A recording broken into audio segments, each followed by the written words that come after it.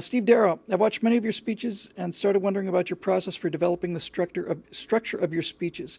I realize you have plug-in modules from which you build a larger speech, but do you occasionally screen test the modules and the larger thematic tones of the speech with some feedback mechanism, or do you self-critique using the audience response? Do you rewatch older speeches to see what works or what doesn't? No, I don't do any of those things. You're right about the plugins. I have developed over time, and I developed it real early. I mean, really almost the entire time I've been doing this. In fact, the entire time I've been doing this. If I'm going to go up and speak for 45 minutes, I will write maybe 3 or 4 index cards of notes. And each one of those is a module. And I've got hundreds of them, if not thousands of them. When I say it's a module, it is the best form of the argument that I can make. And I know that argument. And so it's not a question for me of what's inside the modules. I know the argument about, free speech. I know the argument about all these other things. It's not what's inside them that matters to me. It matters whether or not they need to be in this particular speech, and if so, in what order. And probably the closest thing that comes to it, I think, the only thing I've ever really thought that reminded me of the process was the beginning of the Mission Impossible TV show, where Michael Phelps starts every single episode sitting at a desk or in a couch and his whatever. And he's got this giant portfolio, and they're playing, doo, doo, doo, doo, doo, doo. And he's looking at these black and whites. No, yes. Oh, look, he's pulled out the strong guy name. I forget what his name is. Oh, look, he pulled out Barbara Bain's picture. No, no, yes, no, yes. Oh, Barney, yes, of course. And so basically he's pulling the pictures of the people he needs for that particular mission. He always pulls the regulars, plus 1 or 2 guest stars. And that's kind of what I do. I like to, if I have enough time, and I almost always do, this may seem a little strange, but in fact, all of the time, I arrive at the event not having any real idea what I'm going to say. Sometimes they'll be about a specific topic that they want covered, but that's extremely rare.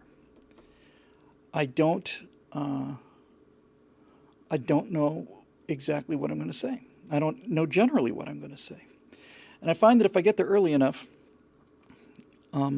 especially like a dinner event, and Natasha's seen me do this several times now, and she's kind enough to just, let me be.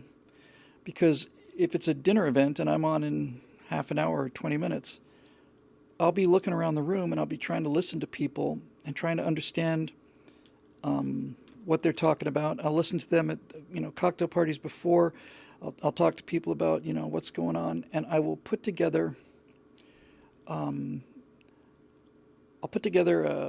speech based on that. And then in the time before I go on, I'm usually sitting at the dinner table with my pen, and I'm writing a series of 1-line notes.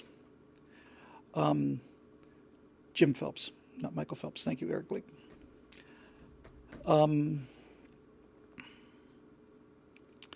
So I really like to have a feel for the room.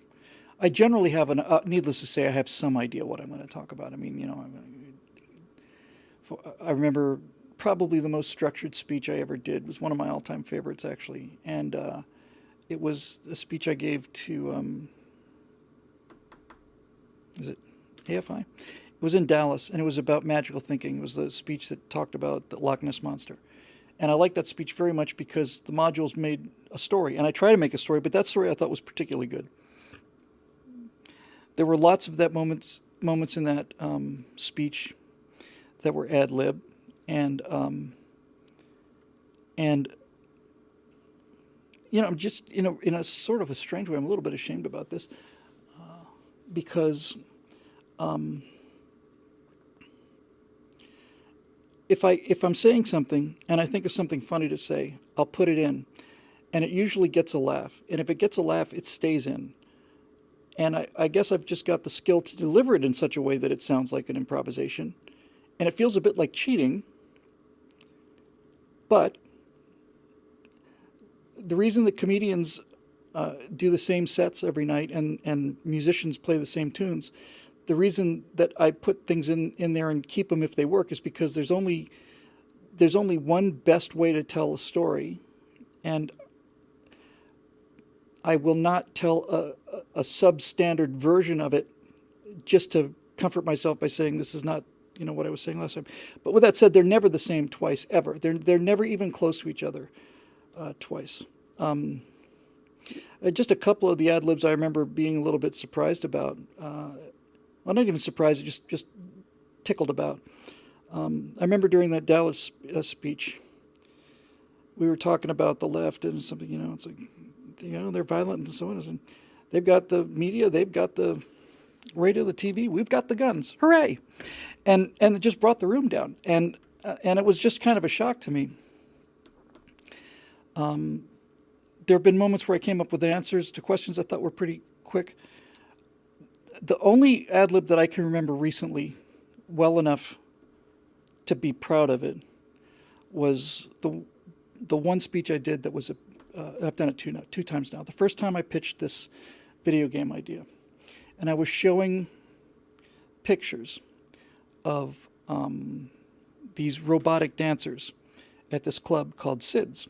And SIDS is a place where you purposely blur the line between humans and robots. So some of these women are obviously, in fact, the star, it's like in the advertisement, 100% biological.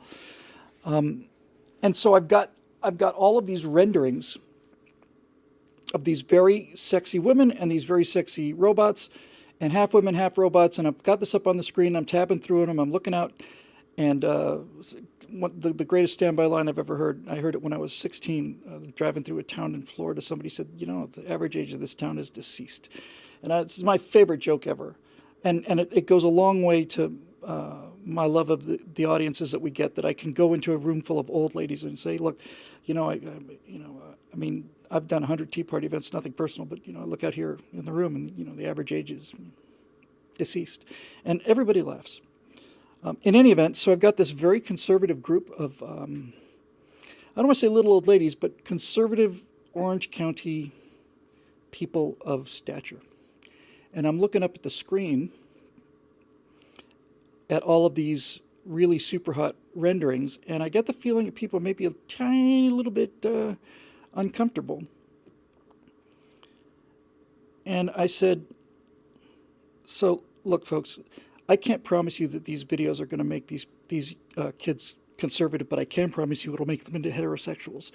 And it was just a good line, and I've used it since then. And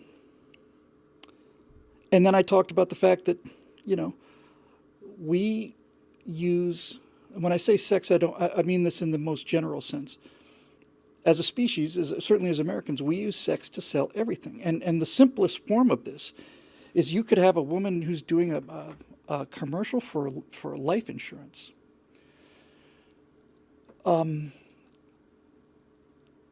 So there's no vamping, but you've got a very attractive woman spokesperson or a very attractive male spokesperson. The only time they go against that is if they're purposely going against the grain. But just by using attractive people to hawk their products, they're using sex to sell their product. Because you just have a natural attraction and appeal to people of the opposite sex or the same sex. Not that there's anything wrong with that. But you have a natural appeal, and when you're presented with those things, you're inclined to like what good-looking people say.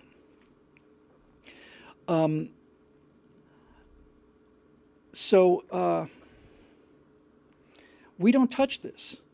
And the kind of using sex to sell that I'm talking about is actual, it's obviously not actual sex, but they're going to a strip club. And because there are so many, because you never see a female naked, although you do see naked robots, but they're clearly robots. And I've said before, the biological motions of these mechanical objects, the last one I did is just the skeleton structure of the thing. It's like the Terminator skeleton doing this, sexy dance. It's jarring. But no one ever uses sex to sell conservatism. And another line I liked a lot is, I said, some people can make conservatism interesting. Very few people can make conservatism interesting and funny. But making conservatism interesting and funny and sexy, I just can't do all this on my own. But it's true.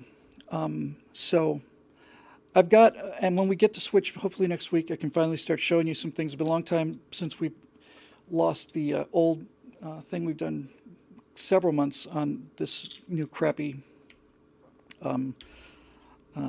free version of this software. Don't date robots. Yeah. Robotophobia. I have a friend of mine who does the voices of Lure and he does Kiff. Great guy. So I've got a strip club, and the reason I've got a strip club is because I've been to strip clubs, and if you're a young man and you like science fiction and you're by yourself playing a computer game, then a science fiction strip club is nirvana. Now you've got them. You've got them. They're interested in the science fiction part. They've never seen that before, but it's actually sexy. No nudity. It's just sexy. And so it's just such a powerful weapon. And I was saying a second ago that hopefully next week I can bring some pictures in. I did a stretch where I did nothing but create characters. I was learning other stuff, and I'd gotten the character creation down. And I spent a couple weeks finding models of people that I liked, making adjustments to them, getting the right clothes for them, getting the right attitude for them. And I did a composite picture of the people in this Area 18, the street people that I put together. And it's just utterly fantastic, if I do say so myself, because it's not, I had this one guy. This is how the process works. He looked a lot like Johnny Depp, and I thought, you could put whatever hair you want on him, but some of the renderings I saw by the character were with long hair, and I thought, okay, so this guy's going to be, I thought he was going to be a male prostitute. So I put him in, I gave him like this weird makeup, tattoos everywhere. I put him in like leather pants and just like a real thin kind of a vest.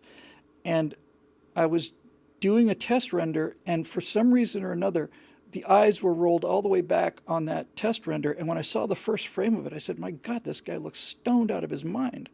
And then I realized that's much more interesting. Much more interesting. So this guy's just plugged full of this future drug, walking around, and that adds color to the world. You go to a city, you don't see people like us. I mean, we're there, but if you go out at nighttime, you're going to see the freaks. Natasha's experience in Hollywood on Sunset Boulevard, it's a circus. It's a freak show, and it's interesting. It's entertaining, and it makes you want to watch. So I've got the scenes on the street, which are very Blade Runner-ish. Blade Runner designed the future. Blade Runner, Aliens, one or two others. And that sense of like 40s film noir thing means you've got to have characters who look dicey. And this is the point I'm trying to make. So I've got this. I've got these 6 dancers in the club, and then I've got 20 street people. I've got essentially a heroin addict. He works for us. He's a conservative. I have an underage. Well, she looks underage. I have an underage street walker. She's part of the conservative message now. I've got security guys. They're all conservatives. I've got any number of ladies of the evening. They're all dressed. One of them's made up like a Ouija board. She's a conservative. They're all conservatives. All of these computer-generated characters that are so dramatic and so interesting and portray characters so different than we are, they're all conservatives. They all work for us.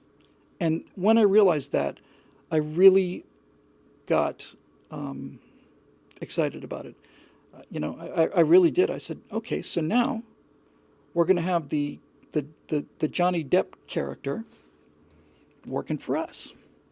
And this very angry girl with a severe haircut who's, dressed in very skimpy clothes, just a look from her expression and the way her face was built. She had a face that was just a very, very realistic, very, not a pretty face at all, just very rugged and so on. And she's furious. And she works for us too. And the way she works for us is this. She's standing on a corner. Our two guys go by. She looks at them. They're not interested. She sneers, mutters something under her breath. And as the guys walk along, Boyd says to McCully, he says, "How old do you think that girl was?" And his friend says, "Yeah, I think she's old enough to know better." And just from the look on his face, it's like, it's a tragedy. It's a tragedy. You know? He says, well, maybe somebody ought to notify the authorities, like the Navy or something. Maybe they could do something. And some line like that in a kind of an arch way because they're naval officers. But they all, you look at any one of these and it's like, got it. I've got one guy who's also real skinny looking kind of a character, and I made him even thinner, and I made him really short. And I gave him green hair and gave him kind of this whole punk thing, but there was something missing from this guy. I couldn't put my finger on it. And then I realized he needed like some kind of cool glasses, so I gave him like these really weird sci-fi glasses, and I realized, well, why isn't anybody else wearing glasses? And then I realized it's because this guy is watching the world through the drone that's hovering over his shoulder. And when the guys walk behind this guy, he's facing in the corner, and as he turns his head, the drone turns its head too. And then they turn back to their illicit business. And that's just cool. I had a character I liked. Boyd looks a bit like John Brown. He doesn't look scary like he used to. He's much younger, much better looking. I'll bring all this stuff hopefully next time for Twitch. So many times I'll put together a character that I just plan on having a street character, and there's something about him that's so good. It generates not only dialogue, it generates a really good little transaction. That's a term we use for those of us that are educated in the arts of the theater. We talk about, and I had a great acting teacher, I really did. I was not a good actor, but I had a tremendous acting teacher. I learned so much from him. And a lot of this is Stanislavski and so on, but basically, in a nutshell, the way they talk about screenwriting and drama and acting is a series of beats. A beat is a time period within the scene. All of these things happen within the scene. The scene is the setting. You're in the bar at Cheers. It's nighttime. That's the scene. But inside that scene, there are a number of different beats. And the beats are, we're going to focus on these guys, we're going to focus on these guys. And then inside the character's own speech, there's beats, because what they're doing, the term we used was transactions. And we were taught that all human behavior is essentially a transaction. And what it comes down to is, what does this person want from that person? What do they want? And how are they trying to get it? Are they afraid of them? Are they afraid of them by acting afraid, or are they afraid of them by acting tougher than they really are? What's the transaction? What's the dynamic? So I had this, there weren't many old characters. I had this really old guy, model of an old guy. And I put him in like an orange jumpsuit. I thought it might be like an old miner, and then I realized, no, this guy's too old to be a miner. It's hard work, hard physical work. He's got to be a janitor or something. So I gave him a couple of high-tech pieces of gear to make him look like a space janitor. And I was just going to have him in the corner of one of these buildings as our guys walk through it, on the way from the landing pad over to Sid's. And I'm having them walk through the city specifically so I can show these people, specifically for that reason.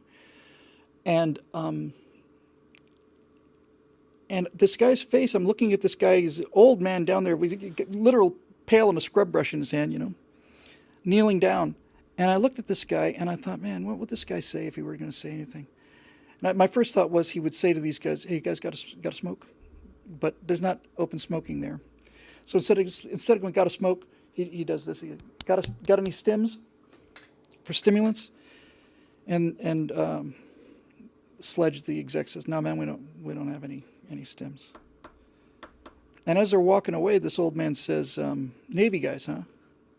And that stops him. Boyd turns around and he said, how could you tell?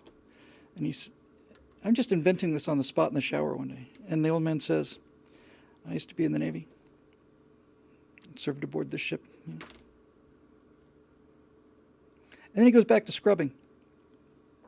And as he's walking, and as our guys are walking away, under his breath, he mutters, he does mutter actually. He kind of calls after them as they're walking away.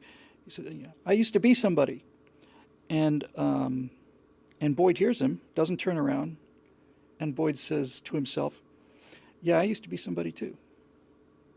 And I love it. I love it. There's so much in that 10-second transaction. You've got a government that has abandoned its warriors.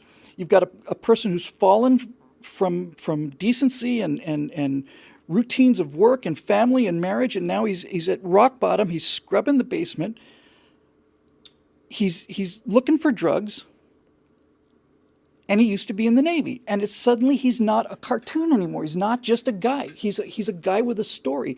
And what that story tells me and tells the audience, the reason I like this story is because this whole arc of the first season is Boyd and his executive officer and some of the pilots deciding to leave the United Earth Empire, which is the existing government in this Star Citizen world.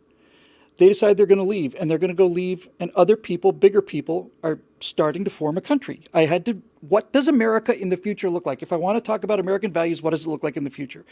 So we had to build America in the future, and that meant that these guys had to leave their old allegiance, which, let's say they were British naval officers. They decided they're going to fight for the colonies. So I had to have a reason, and I have to have a lot of reasons for them to leave. And I could have put them in a room and said, the empire, no. No, I don't have to do that. I don't have to have, tell me, Professor, the empire seems to be falling apart. No. I've got a guy who used to be a naval officer scrubbing a floor, and he's a drug addict now. And that tells me a lot about that society and about its military and how they take care of its military. And this is why I get so excited about this, because this stuff just comes to me. It just comes, the stuff just writes itself. So, and T.G. Gecko says, how does a government maintain an empire if it abandons its soldiers? Precisely. You have hit the nail on the jackpot. Precisely. You see, I didn't have to tell you. I didn't have to lecture you. I didn't have to do anything. I didn't have to give speeches. I didn't have to talk about the founders. I didn't have to have a tell me professor moments. I didn't have to do anything. I had a guy on his knees asking other guys for a cigarette, essentially. And from this 10-second transaction, I've already set up what this world is like and why it's not a good place to be. That's why I put these teen prostitutes on the street. That's why I have these hookers and these drug addicts. I have these things in this video to set up the fact that 5 or 6 videos from now, they're going to leave to start America, and they're going to leave specifically because this society is falling apart. And I can just do it. And anyway, we'll do one more.